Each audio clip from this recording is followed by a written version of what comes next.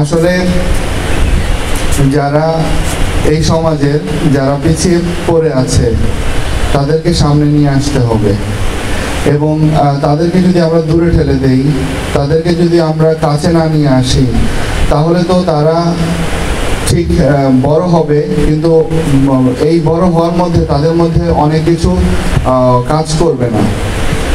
সুতরাং তাদেরকে আমাদের সাথে নিয়েই একসাথে চলতে হবে। যারা আজকে এখানে এতিম হিসাবে আছে তারা আসলে এতিম নয়, প্রশাসন আমরা সবাই তাদের পাশে আছি।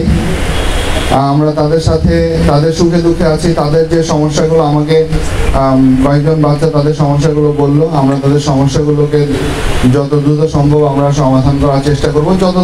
যতদূর আমাদের ক্যাপাসিটি আছে আমরা সেটি সমাধান করার চেষ্টা করব। আমরা বাংলাদেশের মানুষ, আমরা হাসতে জানি না, আমাদের মধ্যে হাসি আনতে হবে। আমাদের শুধু এই জীবনটা শুধু দুঃখের নয়, এটি বুঝতে হবে যে আমাদের শুধু জীবনটা পুরোপুরি দুঃখের নয়, আমাদের চেয়ে অনেক কষ্টের আছে।